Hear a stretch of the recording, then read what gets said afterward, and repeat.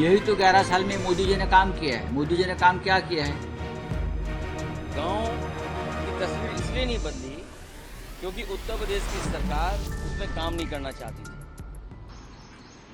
Sir Hindi में जानना बोलिए। चाहिए सर, मोदी जी ने कहा है कि 11 साल में उन्होंने महिला शक्तिकरण के लिए बहुत कुछ काम किया है और उनके लिए मौजूद एक पायरी है बोल सकते सर।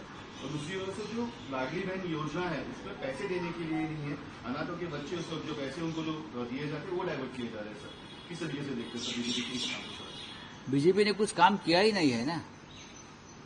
प्रधानमंत्री ने 11 साल में क्या किया है? 200 विदेश में घूमते रहे, यहाँ आकर झूठ बोलते रहे, हाँ, लोगों को झूठे आश्वासन देते रहे। अगर आपने कुछ किया है तो एक 11 साल की जो आपकी उपलब्धियां है, आपने जो काम किया है, उस बारे में एक प्रेस कॉन्फ्रेंस लीजिए, पूरे देश को बताइए। हम आपको सवाल पूछेंगे। नहीं तो जो 4-5 पत्रकार है इस देश में, चाहे रवीश कुमार जी है, चाहे संजय राउत है, हाँ, चाहे राजदीप सरदेसाई जी है, और भी हो सकते हैं। आप हमें टाइम दीजिए, हम आपकी जोरदार एक मुलाकात इंटरव्यू ले लेंगे। जो सवाल जनता के मन में है हम पूछेंगे, आप भी खुलकर जवाब दीजिए ना, उसमें क्या है। नहीं तो हमारे सबकी तरफ से हम रवीश कुमार जी को ये अधिकार देते हैं कि आप हमारी तरफ से उनका इंटरव्यू लीजिए।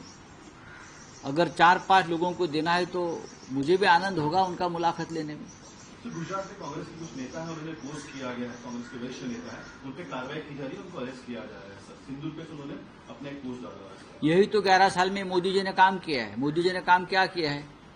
जो उनके खिलाफ बोलेगा, जो लोकतंत्र की बात कहेगा, हाँ, जो उनके तानाशाही को विरोध करेगा, उनको जेल में डालेंगे, ईडी सीबीआई का इस्तेमाल करेंगे। मोदी जी की उपलब्धि क्या है? मोदी जी की उपलब्धि 11 साल में यही है कि इस देश का जो विपक्ष है उनको खत्म करने का काम मोदी जी ने 11 साल में किया है। और बस झूठ पर झूठ, झूठ पर झूठ। अगर झूठ बोलने के लिए नोबेल पुरस्कार किसी को दिया जाता है तो हमारे देश को, प्रधानमंत्री को सबसे पहला ये नोबेल अवार्ड देना चाहिए। सर ठाकरे एक ब्रांड है, ठाकरे ब्रांड जब एक साथ आ रहे हैं तो आपके सहयोगी ने उसका स्वागत ही किया हुआ है। क्या इसको मन से किस तरीके से ले रहा है, आप मन से को किस तरीके से एडजस्ट करोगे? क्योंकि आदित्य ठाकरे ने बयान दिया था कि हम सबके साथ में चलने वाले, तो समाजवादी पार्टी, काफी पार्टी, सबका साथ सबका विकास सर हो जाएगा। सबका साथ सबका विकास यहाँ भी है, और सबका साथ के साथ मुंबई का और महाराष्ट्र का विकास हम कर लें। से नेता और लोकसभा में सांसद एसपी सिंह जी की पत्नी, पूर्व में रही एमएलसी कांति सिंह जी की किताब, उनके जीवन परिचय की किताब छूना है आसमान, उसके विमोचन में आने का मुझे मौका मिला। मैं बधाई देना चाहता हूं। और जहां तक सरकार जो अपना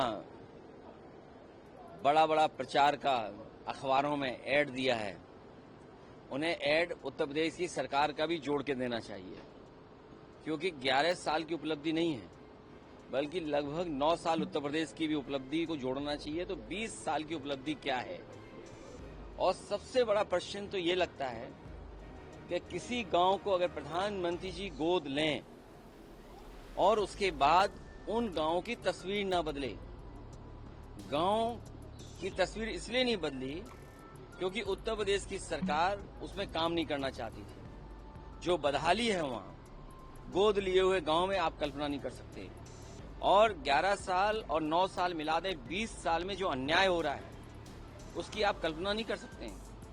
पाल समाज के एक व्यक्ति के ऊपर इनाम घोषित हो गया कौशाम्बी में, और इनके सरकार की और एडमिनिस्ट्रेशन की नाकामी की वजह से न केवल पुलिस पीटी सड़कों पर, बल्कि थाने में सल्फास खाकर के आत्महत्या कर ली।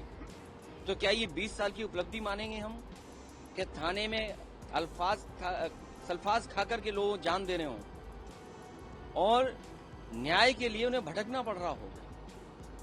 जो न्याय मांगने जाए उसके इनाम घोषित सरकार कर रही है।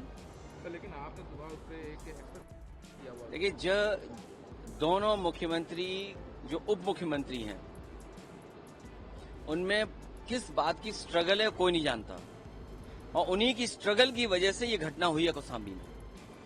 एक कह रहा कार्रवाई होनी चाहिए, दूसरा पक्ष न्याय मिले, न्याय होना चाहिए, ये सबकी जिम्मेदारी भी बनती है, और सरकार की सबसे बड़ी जिम्मेदारी यही है कि लोगों को वहाँ न्याय मिले। जेपी नड्डा साहब ने आज प्रेस कॉन्फ्रेंस करी, उन्होंने कहा कि हमने 370 हटाया और तमाम इस तरह की चीजें करी जिससे देश तरक्की हुई। 33% महिलाओं को आरक्षण दे दिया।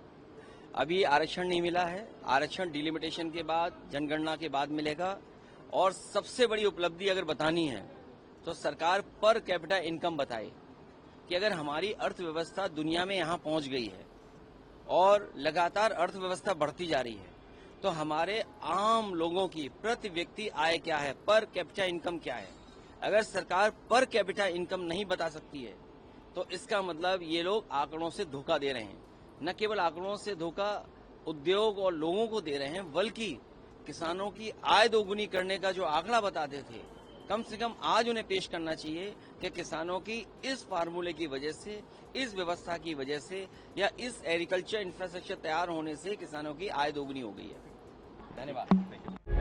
प्रभातखबर.com, विश्वास वही, रफ्तार नहीं।